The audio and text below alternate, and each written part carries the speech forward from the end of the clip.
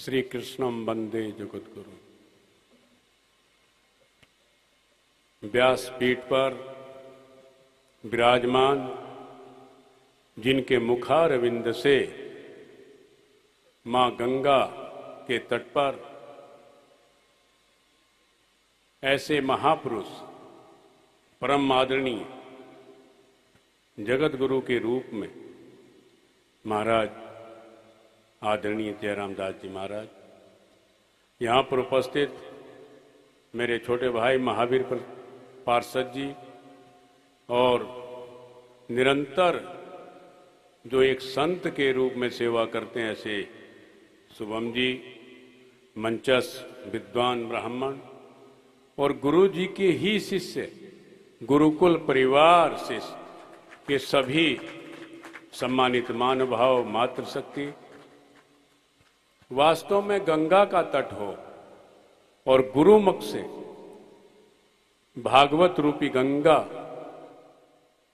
आपके जीवन में जिस तरह मां गंगा का आशीर्वाद है, इसी तरह एक पौराणिक जिनको हम मानते हैं प्रामाणिक व्यक्तित्व के महापुरुष के मुखारविंद से जो श्रीमद् भागवत का उद्देश्य है, ऐसे महापुरुष ही बतला सकते हैं। आजकल मुझे नहीं कहना चाहिए, कथा कई तरह से होती हैं, लेकिन गंगा का तट और प्रमाणित विद्वान हर एक संत के रूप में आपके सामने हैं, तो निरंतर इस कथा का श्रीमद् भागवत के बारे में पूज्य महाराज श्री निरंतर आपको बताते हैं। लेकिन ये ग्रंथ मुक्ति का रास्ता तय करता है, दिखलाता है कि व्यक्ति की मुक्ति किस तरह संभव है, वो हम सबको श्रीमद् भागवत से पता लगता है।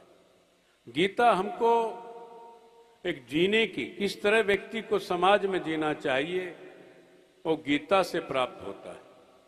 रामचरितमानस से मर्यादा कि व्यक्ति को मर्यादित किस तरह से रहना है, वो हम सबको रामचरित से पता लगता है।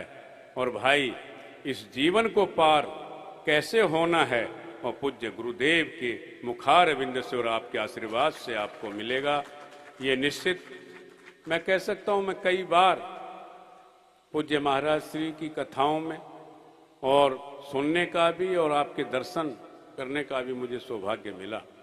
इस घाट पर लगभग 50 श्रीमद् भागवत कथा लगभग अब तक हो चुकी है। जहां पर आप ठहरे हैं, मुकुंद हरि जी, वो हमारे आश्रम के ट्रस्टी आज भी हैं और उनके पिता परपिता जाक्सी गांव से हैं और भगवान के भक्त हैं।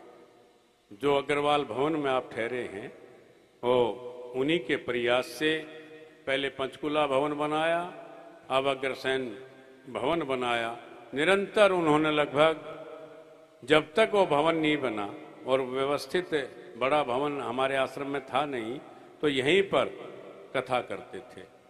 और जब भी हरिद्वार में रहते हैं, वो भी नित्य प्रतिमा गंगा के पास, और इस घाट पर हमेशा उनका आ जाना हमेशा लगा रहता है। और कई महाराज श्री, कई संतों ने यहाँ पर कथा की लगभग। और महाराज श्री, मैं बताना चाहता हूं, यहाँ पर जब घाटों की व्यवस्था नहीं थी, हर की पैड़ी की सिवाय प्राइवेट घाट बहुत कम थे, तो महाराज मैं उस मीटिंग में था, एक घटना घट गई थी हरिद्वार में। काफी लोग, उनकी मृत्यु हो गई थी एक पुल पर। उस समय राधा कृष्ण आयोग बना था, हाई कोर्ट के जस्टिस रहे थे राधा कृष्ण अग्रवाल। ये अग्रवालों की भावना थी, तो बोले मैं और आदरणीय हमारे जयराम आश्रम के ब्रह्मस्वरूप जी महाराज भी उसमें हमारी उस मीटिंग में थे। स्पेशल बुला गया था कि भाई क्या हो सकता है हरिद्वार के बारे में। तो ये तय हुआ कि आप प्राइवेट को अनुमति दे दो तो ये घाट ही घाट बन जाएंगे। और माँ के किनारे आज महाराज श्री, मेरा प्रस्ताव था 32 घाटों की अनुमति एक दिन हुई थी भाई, यहाँ से लेके और सप्तऋषि तक। और आज हर की पैड़ी पे दबाव कम है। फिर सरकारें आई, तिवारी जी बने, उसके बाद खंडूरी जी बने। ये परली जो रोड ये है सामने घाट है, ये सरकार के द्वारा निर्मित है। एक तरफ सरकार का, एक तरफ प्राइवेट संस्थाओं को अनुमति मिली थी। महाराज श्री संतों की कृपा से ये सारे घाट आज बन गए। बड़ी खुशी होती है। यहाँ पर आप लोग पहले भी आए होंगे, महाराज श्री आए थे तो कच्चे घाट थे, नहाने में डर लगता था। लेकिन अब मैं कह सकता हूँ जिस तरह हर की पैड़ी पे भीड़ होती है, इन घाटों पे भी भीड़ होती है। और नित्य प्रति पूजा आरती हर घाट पे अच्छा लगता है जब माँ गंगा की आरती होती है। और प्रत्येक घाट पे, चाहे अग्रसेन घाट है, सप्तऋषि घाट है, परमार्थ निकेतन का घाट है, गीता कुटीर का घाट है, अच्छे बड़ी गंगा तक, और लगभग 10 से 15 संस्थाओं के यहाँ इस पुल तक घाट हैं। तो ये माँ गंगा की कृपा है।